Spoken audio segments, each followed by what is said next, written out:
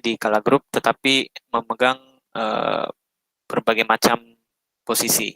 Mulai dari awal itu sebagai network dan server engineer, kemudian pindah di 2018 sampai 2019 sebagai sistem administrator, terus di 2020 kemarin sebagai digital transformation plan analyst, dan sekarang pindah lagi ke digital analyst. Oke, lanjut. Itu sekilas saja terkait pengalaman saya. Nah, bagaimana alur kerja dalam membuat sebuah aplikasi? Atau mungkin teman-teman pernah pelajari tentang software development life cycle.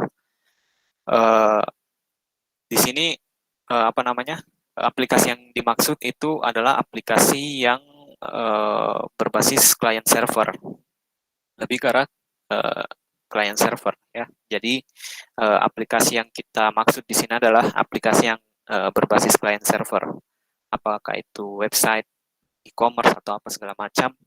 Nah itu semua termasuk aplikasi yang berbasis client server. Nah saya mau tanya dulu teman-teman, kelihatan tidak? Nah, apa saja jenis SDLC yang teman-teman tahu? Boleh 1-2 orang saja bisa jawab. Langsung saja di unmute mikrofonnya. Ada yang tahu? Desain sprint, Kak. Desain sprint. Oke, ada lagi? Yang lain?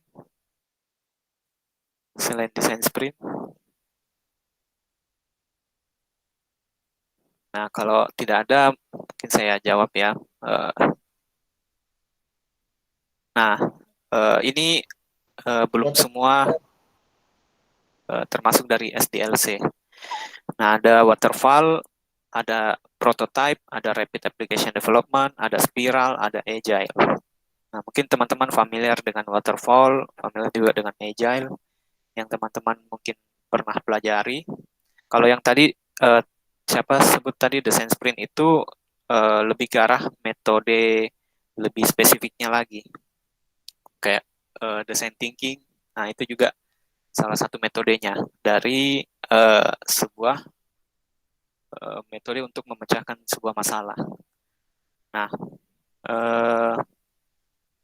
ini hanya 5, tapi sebenarnya masih ada banyak di luar sana tentang metode dari pembuatan alur kerja sebuah aplikasi, dan ini juga bisa kita gabungkan satu sama lain.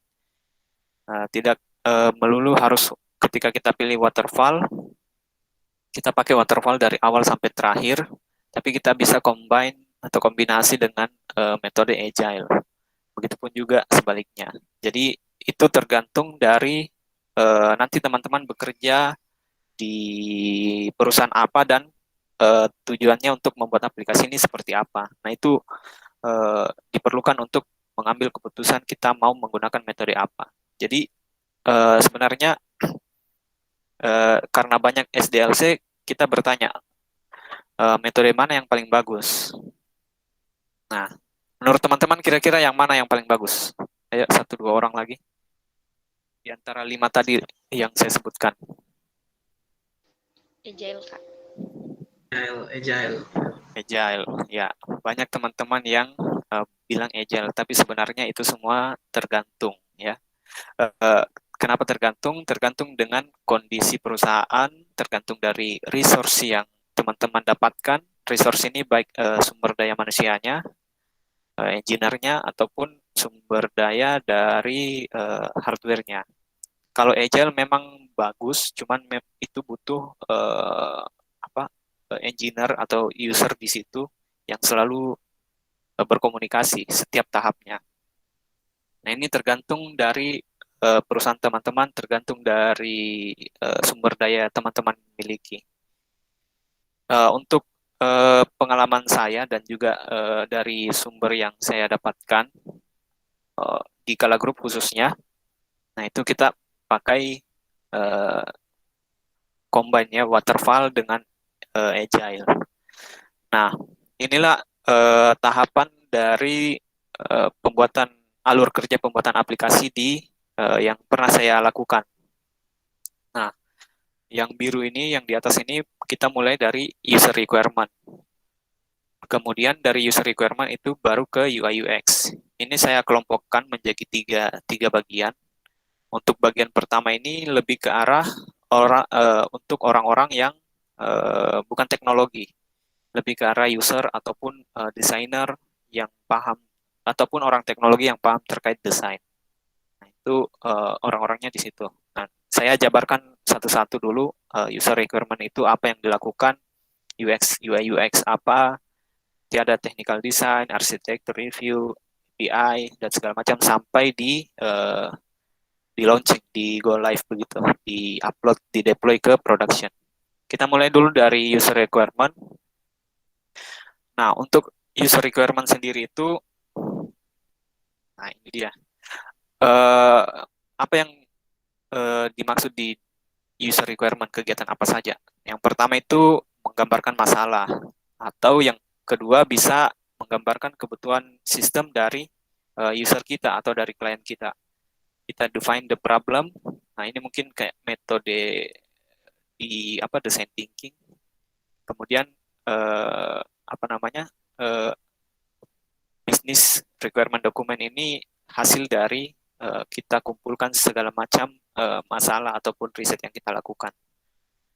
Untuk skill yang dibutuhkan di proses pertama ini itu ya lebih ke arah Office Suite saja, Word, Excel, lebih ke arah pembuatan flowchart. Teman-teman harus tahu simbol-simbol flowchart seperti apa, yang mana input, proses, output, decision, dan segala macam. Nah, soft skillnya yang dibutuhkan itu kemampuan analisa yang tajam, kemampuan mendesain, dan juga komunikasi yang bagus. Karena di awal ini, disinilah kita define semua masalah-masalah atau problem yang mau kita pecahkan dengan aplikasi yang rencana kita buat. Nah, roles di sini orang-orang yang berkutat di user requirement. Nah, user operation ini maksudnya misal teman-teman punya usaha laundry begitu. Nah, user operation ini orang-orang yang mengoperasikan laundry setiap hari, misalkan admin laundrynya atau tukang cucinya apa segala macam. Nah, itu yang dimaksud dengan user operation. Bisnis sendiri, orang bisnis yang memahami bisnis ini seperti apa, ingin dikembangkan seperti apa. Bisa juga product manager atau product owner atau project manager, dan juga stakeholder yang terkait. Nah, kalau product manager sama project manager ini sebenarnya dia sebagai PIC-nya terhadap aplikasi itu. Jadi dia yang harus paham betul apa saja yang dibutuhkan untuk sistem atau aplikasi ini. Nah, adapun prosesnya itu yang dari input, kita mulai input proses outputnya di user requirement ini, kita mencari masalah dulu, kita lihat masalah seperti apa, kemudian ataukah kita melakukan riset, atau kita mengimprove aplikasi yang sudah ada atau sudah lama.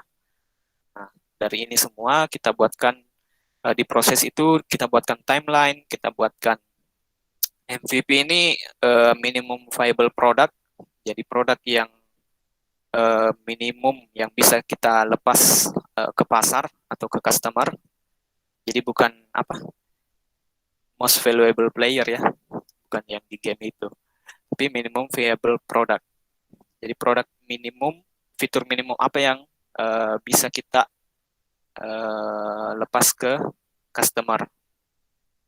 Kemudian ada report-report yang dibutuhkan dari sistem yang kita buat.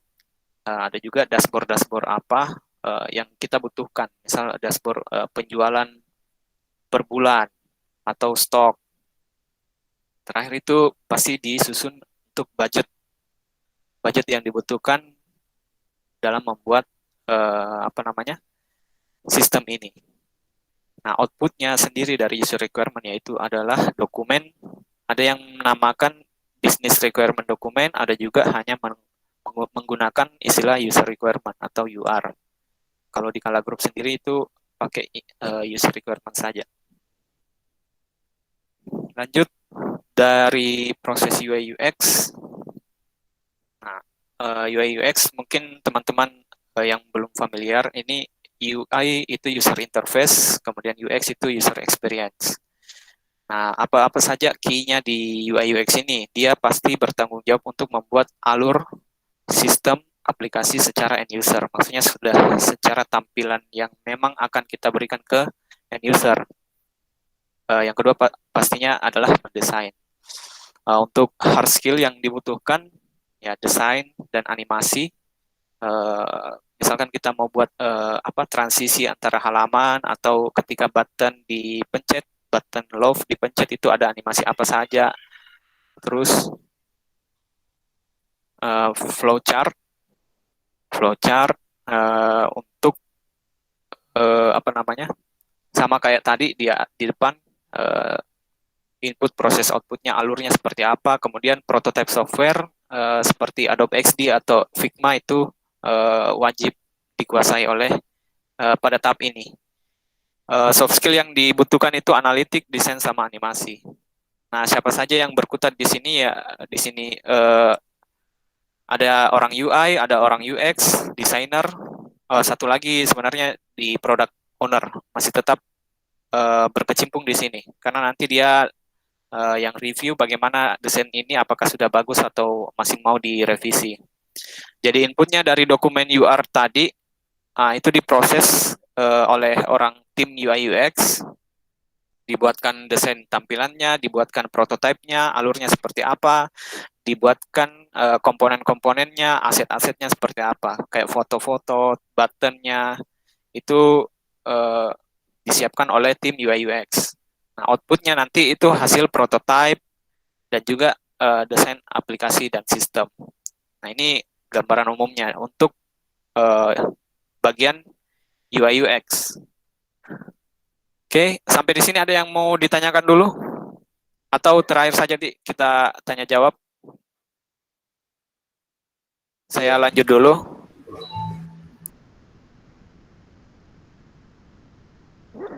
Nah, yang kedua ini setelah dari UI UX sama user requirement, nah masuklah ke tahap technical design.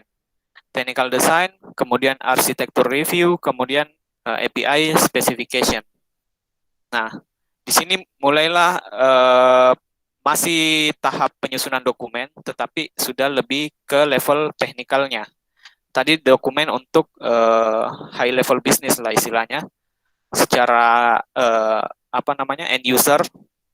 Kemudian di sini dari kebutuhan di atas ini masuklah ke tahap technical review-nya di sini atau technical planning-nya bagaimana. Kita ke technical design dulu di awal. Oke, untuk technical design apa saja yang dilakukan di sini itu yang pertama semua hal yang terkait implementasi teknis. Contohnya kayak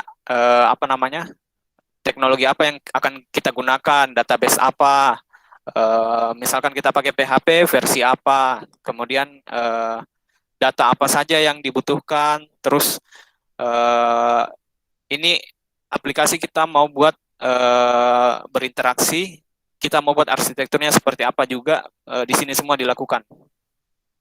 Nah, oleh karena itu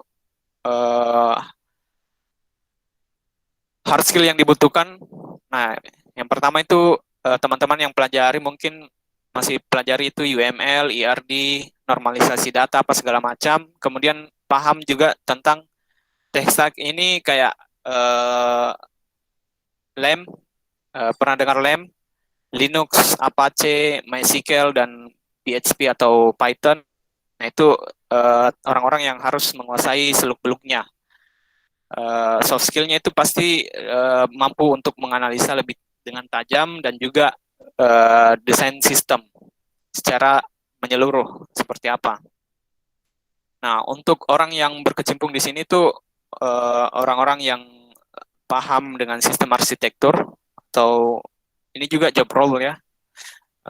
Buat teman-teman yang mau jadi sistem arsitektur nanti dia kemungkinan akan berkutat di area sini atau senior full stack developer. Jadi dia paham dari awal sampai akhir supaya dokumen teknis yang lahir dari proses ini itu bisa terstandar dan juga bisa bagus, tidak terdapat apa namanya bug-bug atau error-error uh, yang bisa membahayakan aplikasi atau sistem. Nah, inputannya dari technical design ini ada dua, dari dokumen UR tadi dan juga dari hasil UI UX. Nah, kenapa masih dibutuhkan dokumen UR? Untuk memastikan saja dari UI UX ini bisa masih selaras dengan UR-nya. Nah, prosesnya pasti dia membuat SRS dokumen. Nah, untuk teman-teman bisa googling sendiri ya, SRS itu seperti apa. System Requirement Specification, kemudian mendesain tabel database seperti apa, relasinya bagaimana, kemudian deployment diagram ini diagram untuk mendeploy aplikasi tersebut. Jadi mulai dari buat sistem, buat database-nya, kemudian metode deployment-nya bagaimana. Deployment maupun recovery, kalau misalkan aplikasi utama error, nah biasanya di sini juga kita buat diagramnya. Outputnya nanti ada beberapa dokumen sebenarnya di sini terkait SRS tadi. SRS ini seperti dokumen requirement system yang lengkap tentang database apa yang digunakan, kelasnya bagaimana, apa segala macam, diagram-diagramnya seperti apa. Kemudian ada juga mungkin di technical dokumen lainnya kayak infrastruktur yang dibutuhkan, server bagaimana, bandwidth-nya seperti apa, metode deployment-nya seperti apa, itu semua di sini. Lanjut, nah setelah dibuat ada namanya arsitektur review. Nah, ini review teknikal yang dilakukan oleh tim-tim senior. Jadi kalau teman-teman misalkan bekerja, biasanya kan sudah ada senior developer di perusahaan tersebut. Nah, itu biasanya yang melakukan review dari apa yang kita buat sebelumnya. Tujuannya untuk meminimalisir error yang terjadi pada saat kita deploy ke production. Jadi kita harus dalami teknologi apa saja, misalkan kayak mengenkripsi password, kita pakai apa, MD5 kah atau apa. Nah, itu dijelaskan di review di sini, didiskusikan di arsitektur review ini. Nah, hard skill yang dibutuhkan ya yang kayak tadi tech stack sama database, yang termasuk itu database kode programnya pakai apa, teknologinya pakai apa, operationnya kayak gimana. Soft skill yang dibutuhkan ya tetap analisa, komunikasi, dan kemampuan teknis, karena memang di sini sangat teknikal. Jadi bahkan sampai di metode untuk mengambil apa namanya parameter untuk dimonitoring juga dilakukan di sini. Nah, yang melakukan di sini itu tim-tim senior semua. Misal ada senior software arsitektur, ada senior developer, ada senior operation, senior security. Nah, tujuannya itu tadi meminimalisir error yang terjadi pada saat kita sudah deploy ke production. Untuk prosesnya sendiri dari SRS dokumen ke teknik sama technical dokumen yang tadi di review, didiskusikan, kemudian di hasilnya itu adalah tetap sama dokumen yang tadi, tetapi yang sudah di review, yang sudah di approve lah oleh tim-tim senior. Lanjut, nah karena kita berbicara tentang sistem atau aplikasi client server, zaman sekarang itu pasti sudah harus membuat sebuah API spesifikasi. Maksudnya dari API spesifikasi ini tujuannya itu agar semua tim itu bisa bekerja secara bersamaan. Nah, tim yang mana yang dimaksud? Nah, tim yang ini semua, 4 tim ini. Jadi tidak saling menunggu. Biasanya kalau membuat sebuah aplikasi itu kan kita mulai dari logiknya dulu atau dari back-end. Setelah back-end selesai, kita buat database, baru buat logiknya, baru selesai itu kita buat front-end-nya. Nah, daripada menunggu back-end selesai, Nah, kita buat spesifikasi sendiri, spesifikasi terlebih dahulu. Ini dokumen juga ya, outputnya dokumen yang harus disepakati oleh tim-tim tim-tim di sini. Nah, dasarnya apa? Dasarnya itu dari hasil UI UX dan juga technical dokumen yang tadi. Nah, hard skill yang dibutuhkan pasti terkait API, model API apa-apa saja, terus terkait HTTP respon dan request. Untuk soft skillnya sendiri itu analisa juga masih tetap dibutuhkan sama sistem desain. Bagaimana mendesain sebuah API yang bagus. Nah, inputnya tadi itu dari 2 dokumen. Kenapa kita masukkan UI UX? Karena berdasarkan tampilan kita, di tampilan, misalkan tampilan halaman login itu atau tampilan halaman produk itu apa saja item yang muncul. Misalkan ada gambar, kemudian harga produk. Nah, itu yang akan kita buatkan API-nya. Biasanya seperti itu. Kemudian prosesnya itu kita diskusi, kemudian menentukan spesifikasi API yang harus disepakati bersama supaya hasilnya ini daftar spesifikasi API yang telah disepakati bersama supaya pada saat semua tim ini bekerja, nah itu bisa bekerja secara bersama-sama. Jadi backend buat API ini, nanti front end juga buat tampilan misalkan untuk halaman produk. Jadi ketika selesai itu bisa dites oleh tim QA secara bersama-sama, tidak saling menunggu. Seperti itu. Kemudian lanjut. Nah, yang terakhir ini dari tadi kan di 2 proses ini itu masih tahap dokumentasi, mendokumentasikan semua kebutuhan dan juga dari sisi teknikalnya. Nah, yang terakhir ini mulailah proses codingnya, development, kemudian kita testing. Setelah di testing hasilnya bagus, sudah di approve, kita lempar ke production atau production deployment. Setelah go live, istilahnya go live atau launching aplikasinya, baru kita lakukan maintenance dan evaluation. Nah, ya, dari sini kembali lagi ketika ada penambahan, kita kembali lagi ke user requirement. Nah, saya bahas satu-satu lagi terkait development.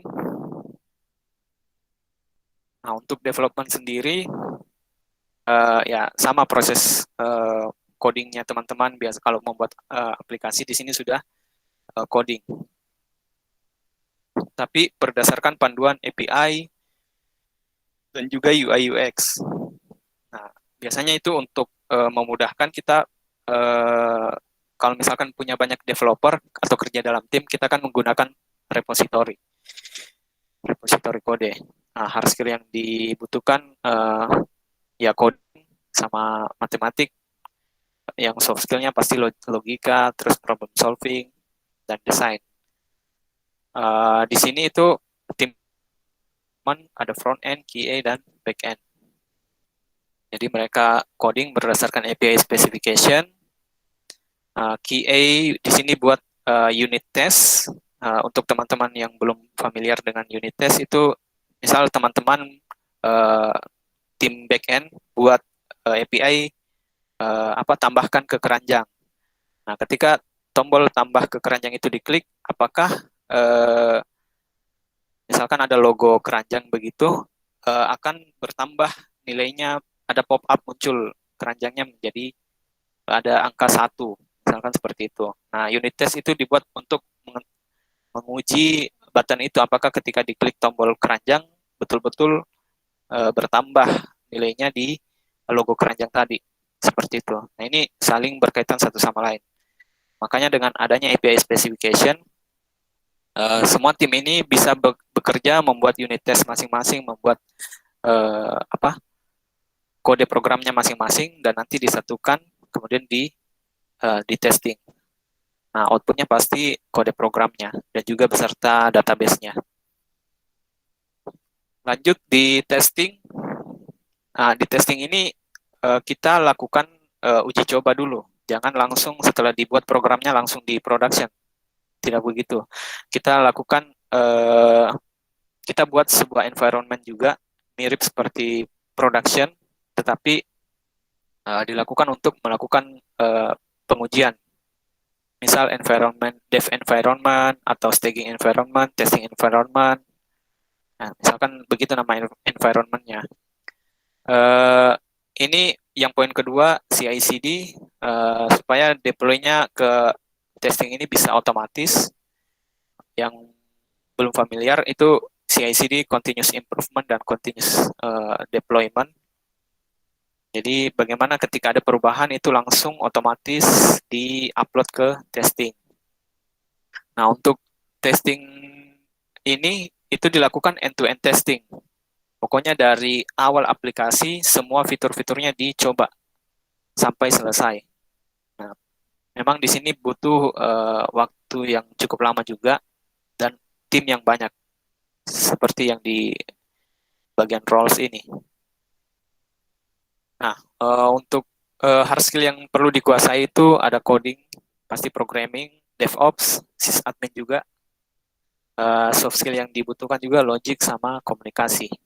Karena pasti banyak terjadi, misalkan kayak bug-bug kecil atau apa, nah itu terjadi di testing ini sebelum kita rilis ke production. Nah, dari kode program tadi, jadi prosesnya itu di bawah sini, dari kode program diproses, dideploy ke misalkan testing environment, kemudian dilakukan uji coba, testing aplikasi, baik itu performa, dikasih data misalkan 1 giga, bagaimana performanya, outputnya, apakah sesuai dengan dokumen UR, misal ada form report, nah, pada saat di print out itu sesuai tidak field-fieldnya dengan di dokumen UR. Kemudian terkait dengan security, apa kayak SQL injection apa segala macam itu dites di sini. Nah, outputnya pasti hasil tesnya, kemudian kalau ada error kita kembali dulu ke proses development. Sampai benar-benar selesai dari sini, sudah approve dari sisi semua pihak yang terkait di sini, baru kita lakukan production deployment. Untuk production deployment ini, teman-teman bisa googling strategi untuk production development seperti apa, ada metode Canary, ada A/B testing, dan segala macam, itu teman-teman bisa pelajari lagi. Kemudian hard skill yang dibutuhkan tetap sama, butuh orang DevOps, orang tim programmer, sama ya sysadmin juga masuk di DevOps sebenarnya. Kemudian soft skill, logic, dan communication. Nah, yang melakukan production ini ya semua pihak dari front end, QA, back end, DevOps, sysadmin, security, sampai end user itu sama-sama terlibat. Nanti terakhir end user yang melakukan launching dan juga testing. Jadi dari hasil kode program hasil testing tadi di deploy ke production. Nah, jangan lupa kita sediakan backup plan. Jadi biasanya kan kalau kita upload sistem ke production biasanya ada error seperti itu. Nah, jaga-jaga untuk supaya tidak terjadi error, kita bisa melakukan rollback atau kembali ke kondisi awal sebelum kita deploy yang versi terbaru tadi. Nah, kalau berhasil, maka aplikasi ini berhasil di launching, di go live. Oke, lanjut. Terakhir, maintenance dan evaluation. Nah, tahap terakhir, di mana setelah launching, pasti kita akan melakukan improvement, evaluasi atau improvement, dan juga melakukan perawatan-perawatan ketika ada bug-bug kecil. Ini saya mungkin gambaran umumnya saja. Kalau teman-teman ada tambahan, silahkan. Kalau di sini itu yang memegang peranan penting tim DevOps, analitik, dan problem solving. Nah, karena apa? Nah, di sini orang-orang yang berkutat di maintenance dan evaluation itu ada DevOps, product owner, sama end user sendiri. Nah, ketika aplikasi sudah go live, Nah, kemudian kita lakukan monitoring atau yang kedua kita improve code base-nya. Misalkan ada proses pada saat kita mau lihat semua produk, nah itu ada proses yang agak lama. Nah, ditangkap oleh monitoring bahwa proses ini lama. Nah, disitulah kita kasih tahu ke tim developer, misal tim DevOps kasih tahu ke tim developer bahwa di proses menampilkan semua produk ini lama prosesnya. Nah, itulah eh, apa yang dilakukan di sini. Untuk outputnya, misalkan yang tadi, kalau mau ada pengembangan, nah kita kembali ke proses paling pertama, yaitu pembuatan dokumen user requirement sama atau business requirement dokumen. Kedua, misalkan ada bug-bug kecil atau technical problem terkait security, performance, dan lain-lain yang seperti saya bilang tadi, itu paling lari ke uh, maintenance. Tidak perlu lari ke posisi awal, karena ini kan terkait technical problem saja. Jadi tidak perlu kita ulangi proses lagi dari awal. Oke. Nah, sumber yang saya dapatkan materi tadi di atas itu berdasarkan pengalaman saya kerja di Kala Group dan juga saya melihat di YouTube Programmer Zaman Now. Teman-teman juga bisa lihat sendiri, belajar sendiri di situ. Kurang lebih sama apa yang kami lakukan di Kala Group dan juga si YouTuber ini di blibli.com. Oke, sekian dari saya. Kalau misalkan ada pertanyaan, dipersilahkan. Saya kalau mau bertanya. Oh ya, apa itu bisa artinya? sebutkan namanya dan angkatan berapa? Oh iya Kak, bisa. Perkenalkan, nama saya Nur Hadi Sasono, angkatan 2020. Oh Ini ya. mau bertanya Kak, kan tadi ada itu istilah SDLC sama API kan? Apa artinya itu Kak? Karena apa? Kayak masih Oh, asing kedengarannya itu Kak. ya, ya. Iya. Baik, mungkin secara garis besarnya saja dulu. Jadi kalau SDLC ini diartikan dalam bahasa Indonesia itu alur kerja dalam membuat sebuah aplikasi, atau life cycle itu seperti alurnya bagaimana dalam kita membuat sebuah software. Jadi software development ini bagaimana life cycle-nya, bagaimana alurnya, perputarannya.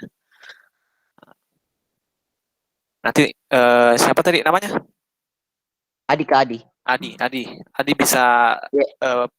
cari-cari di Google, banyak referensinya. Tapi yang umum itu ini waterfall dan agile, metode dalam membuat sebuah aplikasi. Kalau mungkin teman-teman sekarang kalau misalnya ada kerja proyek-proyek kecil, nah itu kan biasanya teman-teman pasti ada tahap melakukan wawancara ke user untuk mengetahui kebutuhannya user seperti apa. Nah, sebenarnya itu best practice-nya itu di perusahaan-perusahaan besar kebanyakan yang seperti saya jelaskan tadi.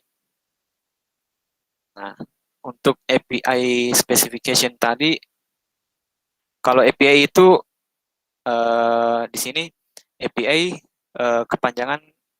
kepanjangannya itu Application Programming Interface. Jadi semacam apa ya, data yang atau antarmuka yang kita susun untuk sebuah sistem, dalam sebuah sistem untuk mendapatkan data atau mengeluarkan data.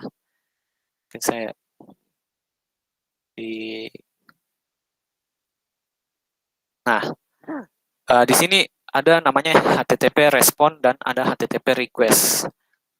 API itu apa ya, kayak struktur logiknya untuk mendapatkan data atau mengeluarkan data. Jadi misalkan si siapa Adi punya program, misalkan program apa ya,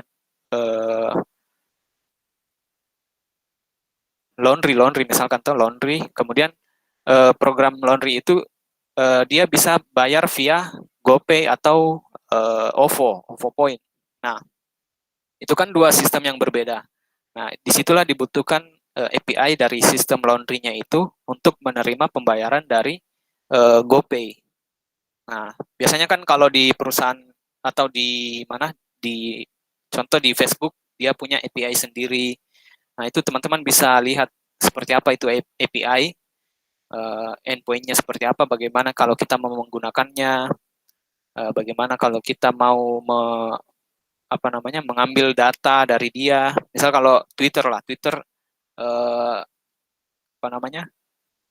statusnya itu bisa kita tangkap, statusnya orang, misalkan yang publik, kita bisa tangkap dia lagi nge-tweet apa. Nah, itu bisa kita masukkan ke sistem internalnya kita, misalkan untuk menganalisa followers kita ini senang tidak dengan postingan tweet kita.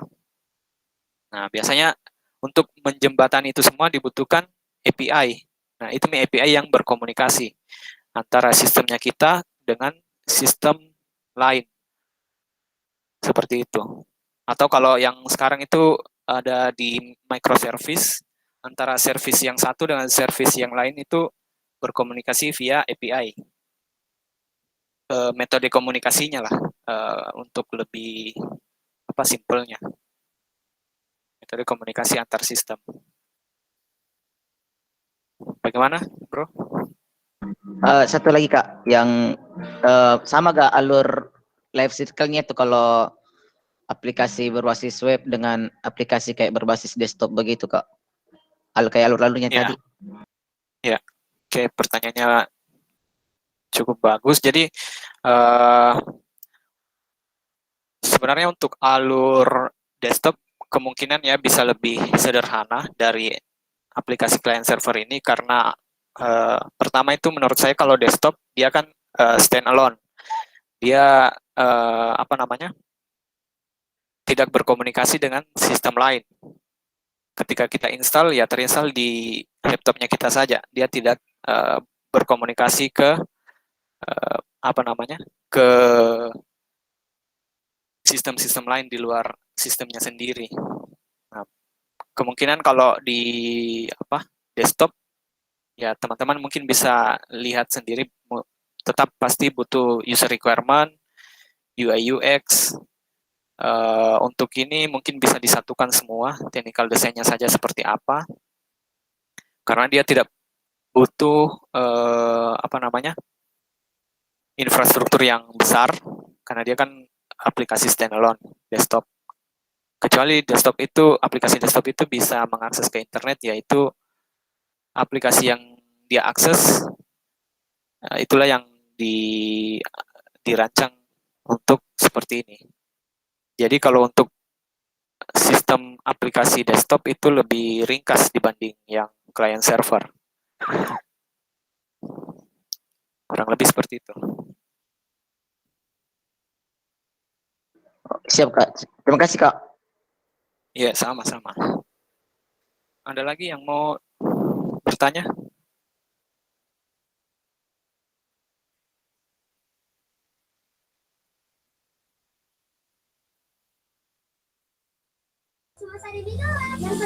Oke, baik. Bagaimana dengan teman-teman semua? Masih ada yang mau ditanyakan?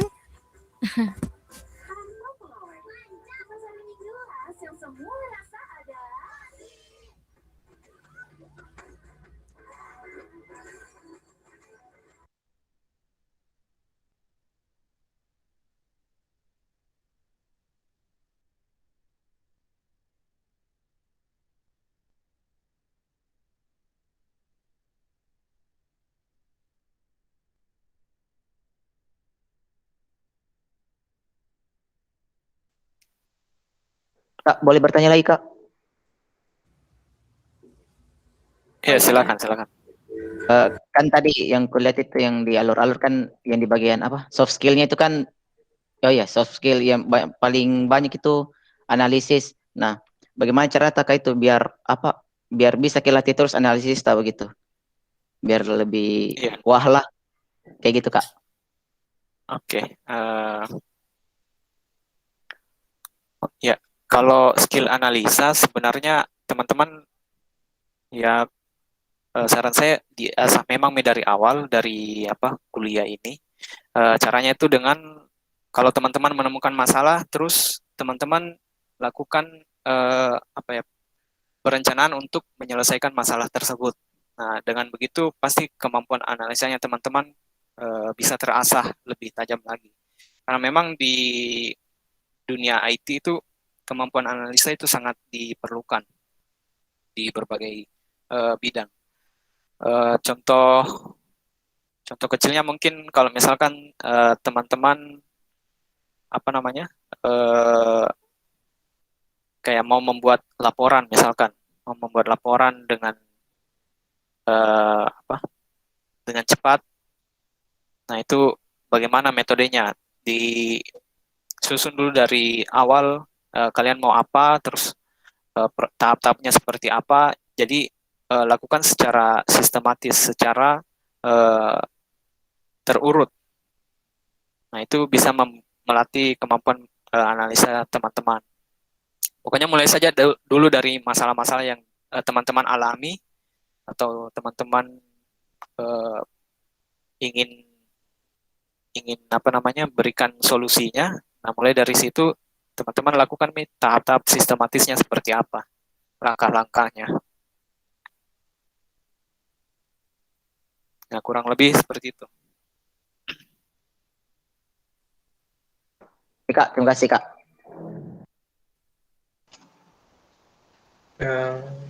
Siap. Ya, ada lagi? Saya, Kak.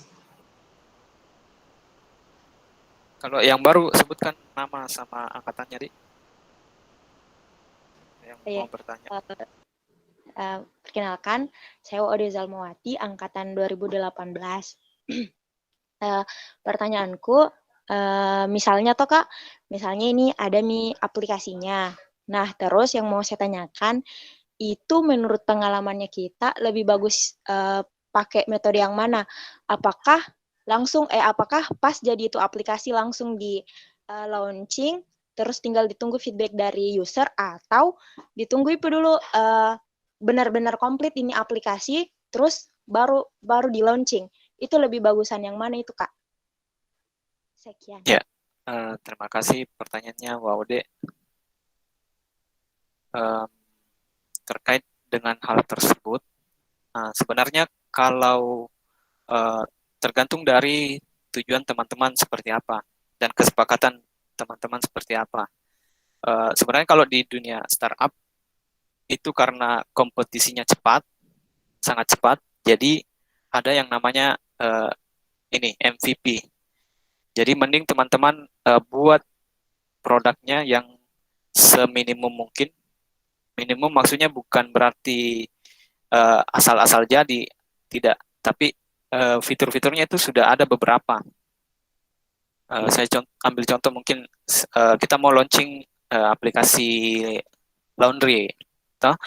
Misalkan orang fitur-fitur utamanya apa? Misalkan orang bisa booking untuk bawa bajunya, kemudian untuk invoice online-nya jadi sudah tidak pakai kertas. Nah, misalkan itu dua dulu fitur yang kita utamakan. Nah, kalau memang sudah benar-benar yakin MVP-nya, langsung saja di launching. Nah, beda hal dengan untuk aplikasi yang kritikal untuk perusahaan. Nah, itu kan butuh banyak pertimbangan. Tidak bisa kita menggunakan metode yang MVP tadi. Karena namanya juga aplikasi kritikal untuk perusahaan. Jadi kalau aplikasi ini salah, bisa mengakibatkan perusahaan tersebut misalkan rugi atau apa begitu. Aplikasi akunting yang terkait dengan finance. Nah, itu biasanya kita butuh waktu yang lebih lama. Tidak apa-apa lama asalkan ketika kita launching aplikasinya itu sudah bagus, sudah tidak ada lagi error-error atau bug terhadap aplikasi tersebut. Itu berarti tergantung dari situasinya teman-teman ini. Apakah teman-teman startup atau membuat aplikasi yang kritikal tadi, yang back office tadi. kurang lebih seperti itu. Oh ya, oke Kak, paham. Makasih Kak jawabannya. Ya, siap.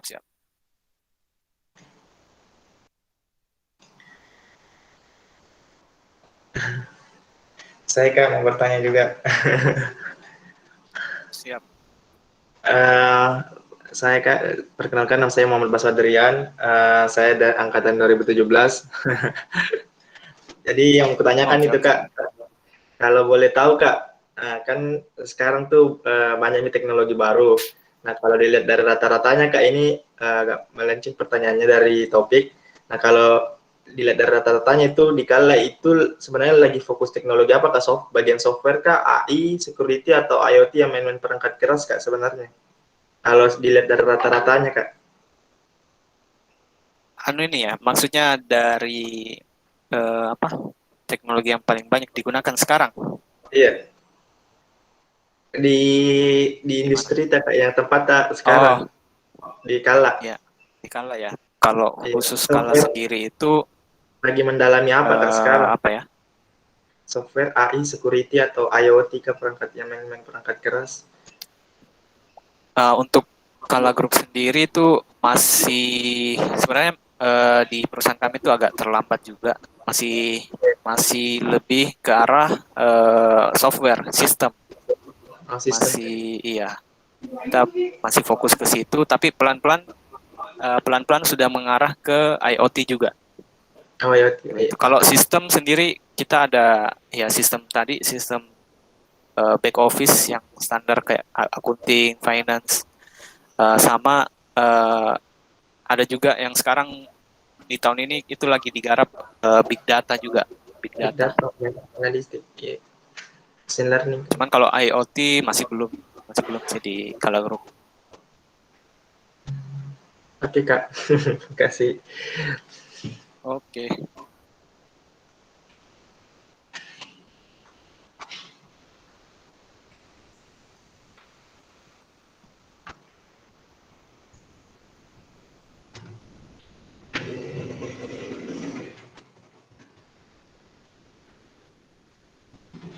Ada lagi yang mau bertanya? Ayo teman-teman, masih ada yang mau bertanya teman-teman?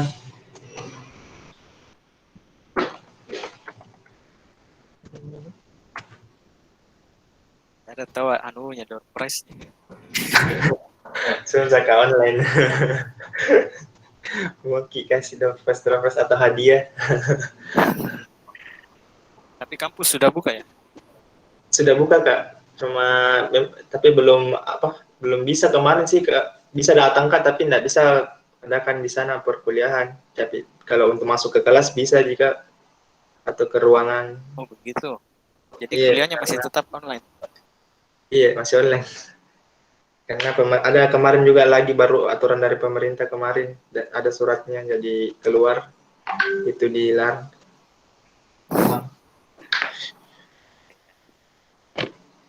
Paling mahasiswa yang tugas akhir paling Kak yang datang biasa. Kalau yang tugas akhir tahun ini angkatan berapa? Angkatanku Kak, angkatan 2017. Oh, Karena iya anu di Kak, peralihan kurikulum Kak, jadi dia TA dulu baru magang. Nah ini sementara juga teman-teman magang. cari tempat magang juga. Kemarin ada di info Oke. dari Pak Edi juga Kak, dari yang tempat tadi Kala Kak. Mungkin ada nih mungkin temanku juga sebagian di sana mendaftar. Iya. Ya kalau di Kala itu kasih masuk memang cepat surat karena biasa kan full key.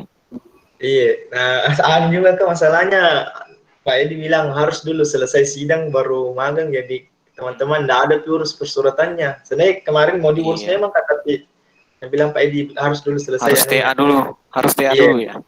ya harus TA dulu Kak, harus selesai dulu baru magang. Jadi kemarin tidak jadi lagi urus. Iya.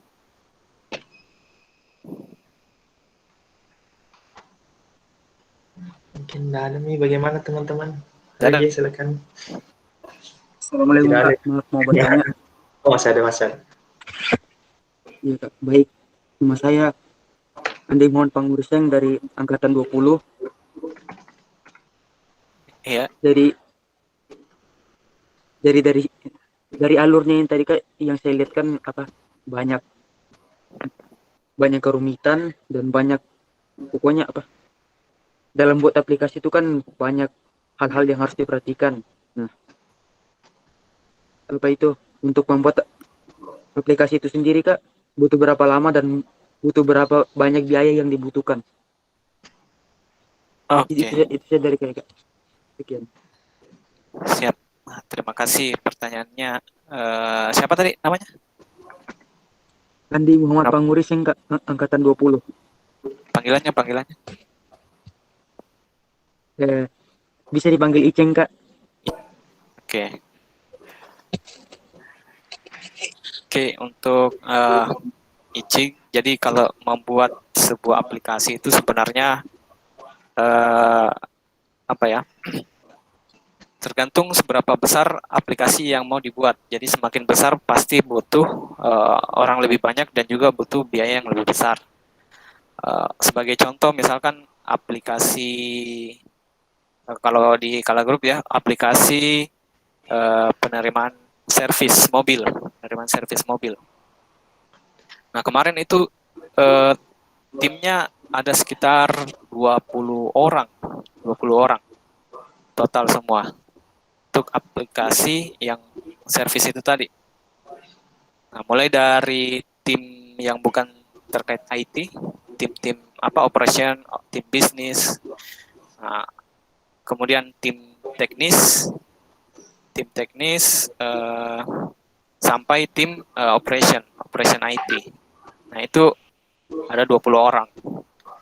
Dan waktu pengembangannya juga itu tidak lama, ada sekitar 3 tahun lah dibuat sistem itu. Jadi banyak trial dan error ketika kita mau implementasi sistem tersebut. Untuk budget juga sih sebenarnya relatif. Kalau misalkan hanya website kayak company profile, nah sebenarnya itu kan tidak perlu sekompleks ini alurnya. Bisa dipadat-padatkan, bisa diringkas-ringkaskan. Sama juga dengan budgetnya mungkin kalau budget sendiri itu relatif ya, relatif tidak ada yang berapa misalkan untuk website company profile, berapa untuk aplikasi back-end, untuk aplikasi accounting. Nah, tergantung dari kemampuan perusahaan dan juga vendor yang menawarkan. Kurang lebih seperti itu gambarannya. Baik Kak, ya makasih Kak. Maaf Siap. Kak, sekali lagi boleh. Boleh. Kan tadi ini kan yang Kakak bilang aplikasi berbasis client server. Jadi apa? Saya kan baru di dunia begini Kak, di dunia TKJ. Ada berapa banyak Iya. aplikasi-aplikasi begitu Kak? Maksudnya berbasis apa saja Kak? Oh, iya. Saya lupa juga sebenarnya. Tapi kalau yang secara garis besar itu ada dua. Yang pertama yang tadi standalone. Kalau teman-teman download misalkan kayak aplikasi Office yang 2007 begitu toh. Nah, itu kan kita beli terus dapat CD-nya atau download dapat exe-nya. Nah, itu namanya aplikasi standalone atau aplikasi apa yang standalone lagi ya. Pokoknya dia tidak membutuhkan jaringan, dia tidak membutuhkan network untuk berjalan. Nah, untuk client server sendiri, itu pasti butuh network, butuh server, dan juga klien yang mengakses. Ya, kalau client server itu kan contohnya kayak Google, Facebook, apa segala macam, layanan-layanan internet, email, itu semua termasuk dalam aplikasi client server. Kalau yang standalone tadi itu yang modelnya .exe semua. Oh iya Kak. Oke, Baik Kak, oke. makasih.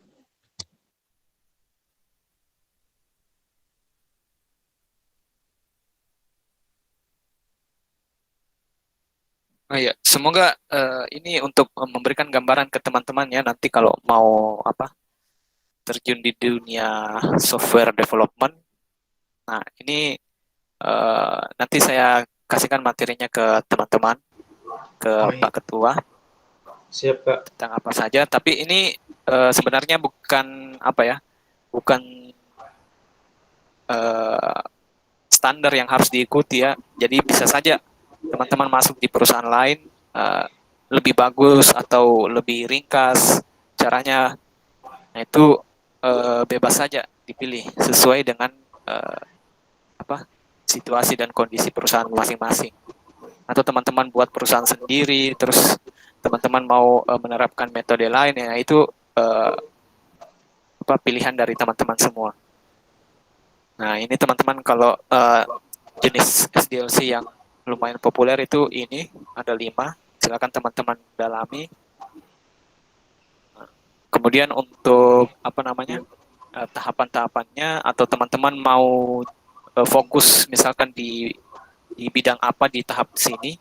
Misal teman-teman mau fokus UI UX, nah itu teman-teman silakan belajar ini desain, animasi, prototype. Nah ini lebih ke arah memberikan gambaran ke teman-teman semua. Kalau teman-teman ingin menjadi sistem arsitektur, nah, itu nanti tahapannya dia di mana. Nah itu tujuan dari sharing saya pagi ini. Kalau teman-teman mau jadi developer, suka coding, nah, dia posisinya di sini. Jadi tidak serta-merta teman-teman misalkan mau membuat aplikasi langsung ke codingannya. Ternyata butuh banyak proses di awal dulu supaya ketika kita melakukan development softwarenya itu kita tidak banyak merubah atau kembali lagi. Nah, itu bisa membuat aplikasi yang kita mau buat ini semakin lama launchingnya. Ya, kurang lebih seperti itu, teman-teman. Coba tahu ada tambahan, ada mau bertanya lagi? Nanti boleh saya minta filenya, Kak, untuk saya share nanti. Saya Oh, ada Kak mau Kak. bertanya. Kapan? Siapa? Husain, Nama dan Husain. angkatan. Angkatan 2019. Panggilan Caing. Silakan. Kak Uji, bisa ditampilkan tadi itu diagramnya Kak Uji, ya itu. Yang mana? Yang ini? Iya, yang itu. Di situ kan ini yang diimplementasikan di Kala Kak Uji ya. Kenapa? Ini gambaran umum atau yang diimplementasikan di Kala ini? Ini yang diimplementasikan di Kala. Oh, diimplementasikan di Kala. Kalau Iya. ini kan saya rada awam ya untuk masalah seperti ini. Saya kan pernah dengar tuh katanya kalau untuk membuat atau tim itu terkadang ada bisnis analisnya ya. Iya, iya. Nah, di dalam sini letak bisnis analisnya di mana atau memang nggak ada gitu, Kak Uji? Oh, iya, iya. Siap. Yang pertama itu, Oh, Yang kedua tuh bisnis analisnya itu lebih cenderung kemana dia gitu? Mungkin bisa dijelaskan. siap, siap. Oke, terima kasih Kak Uji, sementara begitu Terima dulu. kasih pertanyaannya. Cara umum. Ya, terima kasih pertanyaannya, Kak Afan. Jadi untuk bisnis analis sendiri, sebenarnya kalau di Kala, dia lebih ke arah apa namanya, bukan ke teknologinya, tapi pengembangan bisnisnya. Tapi kalau mungkin di perusahaan lain beda ya. Kalau di Kala seperti itu. Nah, untuk bisnis analisnya sebenarnya di posisi awal tahap pembuatan user requirement ini dia sudah terlibat di situ. Nah, kenapa? Karena dia yang mengerti terkait dengan bisnisnya yang akan dibuatkan aplikasi. Misalkan bisnis otomotif, dia mau buat aplikasi penjualan mobil. Nah, harus ada orang bisnis di situ, orang bisnis atau orang operation. Karena nanti dia yang akan memberikan masukan bahwa dia mau sistem yang seperti ini. Dia mau ada fitur 360, fitur ganti warna mobil, terus mungkin ada fitur simulasi kredit, inputannya apa, outputnya bagaimana. Nah, itu orang bisnis analis semua yang jelaskan ke product manager atau project manager. Yang kedua tadi apa ya? Kayaknya menjawab dua-dua pertanyaannya Mi tadi. Oh iya, tadi kan saya bilang lebih spesifik Bagaimana, kemana kayak gitu Kak Davan? untuk bisnis analis. Tapi kayaknya sedikit sudah terjawab nih. Mungkin saya ganti pertanyaannya lebih cenderung begini. Orang-orang bisnis analis itu sebenarnya dia basicnya itu memang IT kah atau di luar IT gitu? Cuma harus tahu IT atau gimana gitu, kan Doji?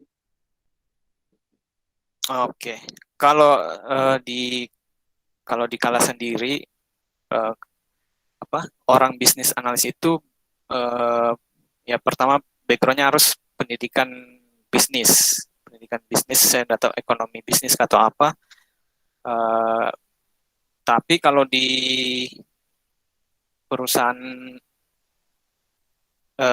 di startup begitu, sebenarnya orang berlatar belakang apapun itu yang penting pernah punya bisnis atau pernah menjalankan bisnis itu sudah bisa dikatakan dia cocok untuk bisnis analis, gitu kan. Jadi tidak perlu orang IT yang sebenarnya kalau IT sendiri kalau dia memang paham bisnis, nah itu juga lebih bagus. Tapi kan biasanya jarang ya ditemukan. Karena kayak kemarin itu banyak startup di Makassar akhirnya bubar karena sebenarnya teman-teman itu semuanya paham di sisi teknikalnya, tapi kalau dari sisi bisnis, menjalankan bisnis, bagaimana mempertahankan bisnis itu masih kurang kalau menurut saya ya. Berarti memang perlu ada bisnis analis kan Uji ya? Kenapa? Berarti perlu memang ada bisnis analis ya di dalam tim gitu ya? Iya, harus ada.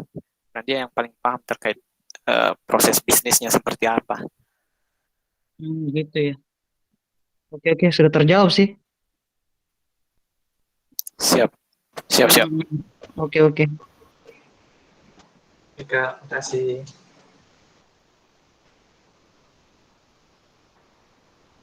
Mungkin tidak ada nih.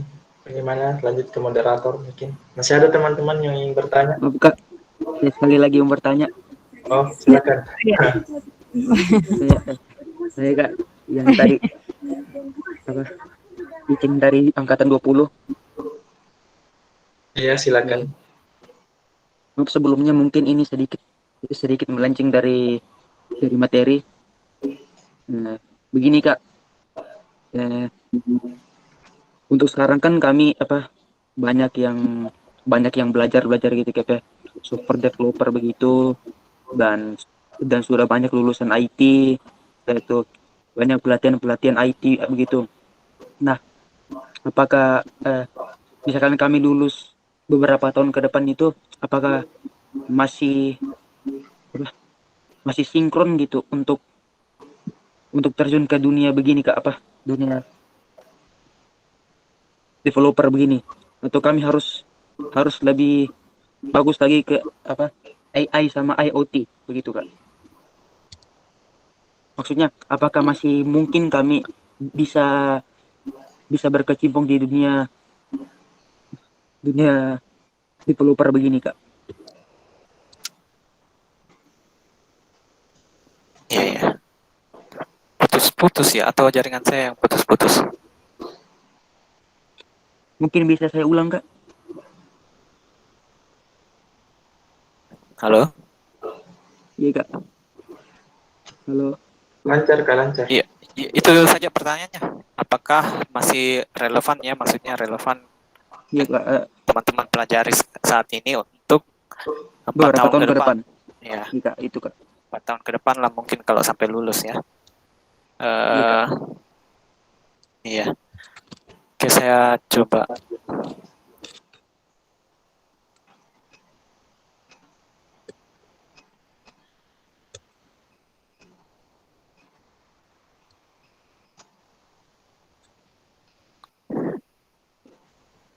Tunggu sebentar, saya carikan dulu. Ada report dari Google. Baik.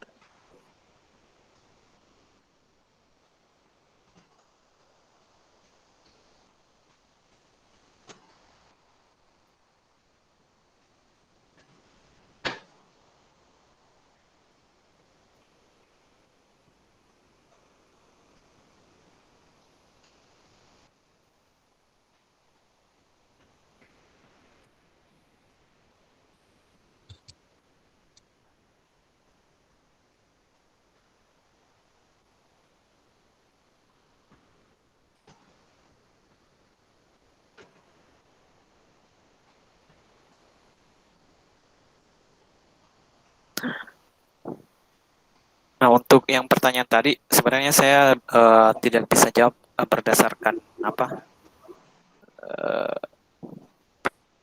tapi sambil ditambah dengan referensi ya, dengan referensi. Nah, kalau menurut saya apa yang ya menurut saya untuk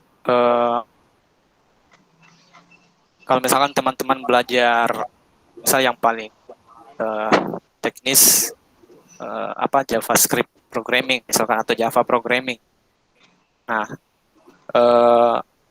sebenarnya untuk mempelajari itu tidak ada salahnya, pokoknya tidak akan membuat teman-teman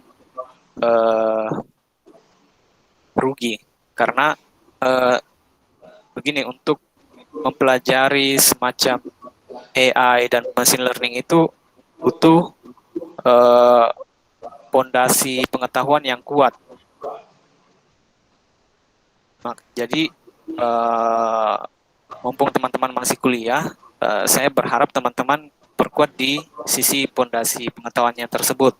Misalkan kalau programming, ini kan sudah banyak programming, teman-teman lebih kuasai terkait dengan bagaimana membuat looping, bagaimana membuat sorting dan segala macam hal yang fundamental. Nah, kemudian ketika teman-teman sudah kuat fundamentalnya, pilih salah satu bahasa pemrograman, misal Java atau JavaScript atau Python yang mudah seperti itu. Nah, sambil teman-teman teman-teman lakukan riset saja atau browsing kira-kira 5 tahun ke depan, mulai dari 2020 kemarin misalkan, kira-kira teknologi apa yang sangat dibutuhkan. Contoh misalkan big data. Nah, dari situ teman-teman jadi teknologi-teknologi itu pasti dibangun dari teknologi yang ada saat ini. Nah, itulah kenapa pentingnya pengetahuan fundamentalnya teman-teman, supaya apapun trennya ke depan, teman-teman bisa beradaptasi, bisa belajar hal-hal baru, tapi teman-teman sudah punya fondasi yang kuat. Misalkan desain, sekarang lagi booming UI UX design. 5 tahun ke depan kita belum tahu ini apakah seperti ini atau ada perkembangan seperti apa.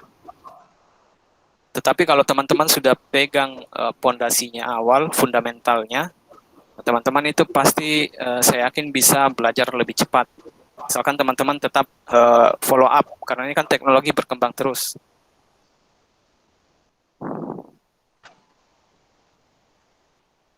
Nah, mungkin saya coba share dulu di artikel di Forbes.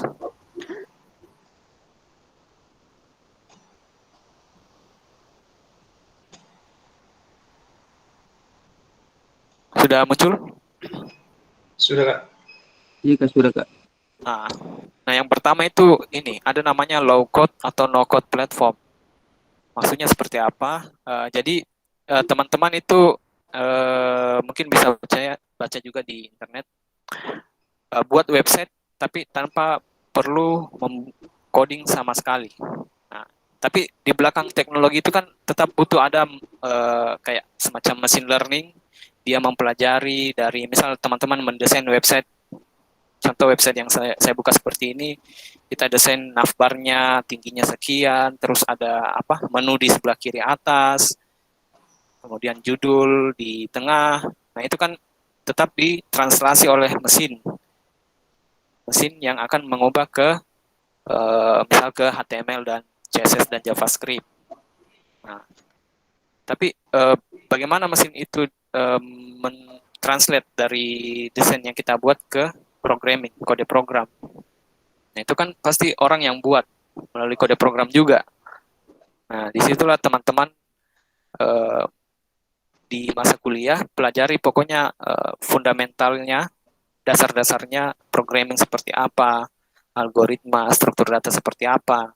Nah, kalau sudah ataupun di networking pelajari apa IP address apa segala macam, troubleshooting. Pokoknya kalau sudah paham dengan fundamentalnya, teman-teman pasti bisa follow up apapun tren teknologi ke depan. Nah, kalau ini yang saya tampilkan user experience design, DevSecOps. Pokoknya memang banyak sekali yang bisa kita dalami. Tapi kalau di kuliah, teman-teman coba saja semua. Pelajari fundamentalnya, dasar-dasarnya seperti apa. PWA, BI, apa segala macam. Pokoknya teman-teman bisa pelajari sendiri, bisa riset sendiri terkait tren teknologi ke depan. Tapi tetap kalau teman-teman ikut kayak pelatihan programming apa semua itu pasti saya rasa masih bermanfaat lah untuk 5 tahun ke depan. Jadi jangan takut untuk belajar apapun itu. Yang penting teman-teman putuskan saja teman-teman nanti mau fokus kemana setelah kuliah.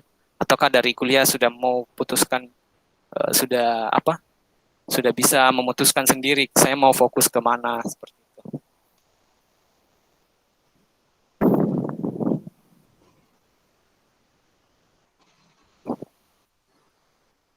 Ya, bagaimana? Kira jelas. Ya Kak, sudah jelas. Jadi kayaknya yang bisa saya simpulkan itu mungkin masih relevan di Kak. Relevan. Iya Kak. Sekali lagi Kak boleh? Oke, boleh. Boleh. Ya Kak, maaf sebelumnya itu di kala grup yang kita sekarang tempati Kak, untuk membuat program itu Kak, apakah pakai pemrograman terstruktur atau object oriented programming Kak? Oke, teknis sekali ya pertanyaannya. Kalau metode itu sebenarnya kan tergantung dari developernya, dia mau pakai OOP kah atau functional programming kah. Nah, itu tergantung dari developernya dia mau pakai apa. Kalau dari sisi user kan yang penting sistemnya jalan dan bisa digunakan dengan bagus. Nah, itu baru itu yang akan diterima oleh user. Tapi kalau dibilang OOP atau apa itu sebenarnya kalau di kala grup sendiri yang saya lihat di teman-teman developer dia kebanyakan memang OOP object.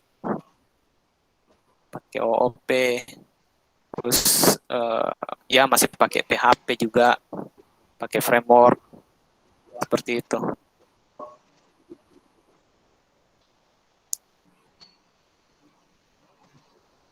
Bagaimana, Bang Andi? Baik Kak, iya Kak. Sangat jelas Kak. Oke. Masih banyak ilmunya Kak hari ini. Iya, sama-sama. Oke, sama-sama. Oke, kembali ke Ibu moderator. Oke, makasih Kak. Terima kasih buat teman-teman atas perhatiannya ya. Dan juga ya banyak sekali yang aktif tadi dan banyak sekali yang bertanya. Dan memang materinya sangat bagus dan cocok buat teman-teman semua yang mau membuat sesuatu itu bisa konsultasi dengan Kak Oji. Gimana Kak? Wah, boleh. Oke deh. Oke. Untuk waktunya buat teman-teman terima kasih dan juga saya ucapkan banyak-banyak terima kasih atas kesempatan yang telah diberikan kepada kami ya. Tentunya Kak Oji yang mungkin banyak sekali kesibukannya tapi karena mungkin lebih cinta sama adik-adiknya, karena lebih cinta jadi dia luangkan waktunya. Terima kasih banyak Kak ya waktunya. Oke, Materinya sangat ya luar sama-sama. biasa. Ya Oke. semoga bermanfaat. Oke, amin. Saya nanti Sampai minta ketemu nanti Kak ya. Ya. Oke deh, Sama. thank you Kak. Sebelum itu saya Ya, tutup sama-sama. ya. Mohon Makasih, maaf Kak. bila ada kata-kata yang kurang baik atau kurang kurang yang ini salah-salah begitu kan. Itu kan kesempurnaan untuk yang di atas. Kita kan cuma manusia biasa. Dan mohon maaf jika ada kesalahan kata. Saya tutup dengan mengucapkan wassalamualaikum warahmatullahi wabarakatuh dan selamat siang. Waalaikumsalam Salam. warahmatullahi wabarakatuh. Terima kasih Kak. Terima kasih semuanya teman-teman. Terima kasih Kak, terima kasih. Yeah. Makasih. Nanti saya share nah.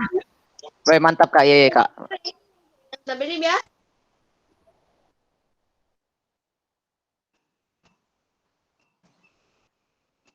Waduh, nggak ada.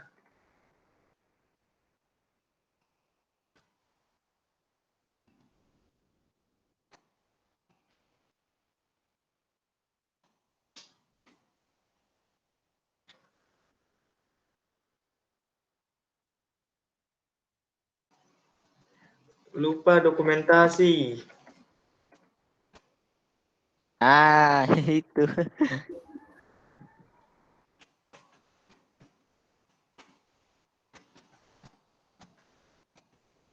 Yang penting ada recordnya Kak. Oke. Antung itu tadi, lupa tadi foto-foto tadi. Kalau lupa foto juga tadi. Saya di record, di capture saya nanti record. Oh iya Kak.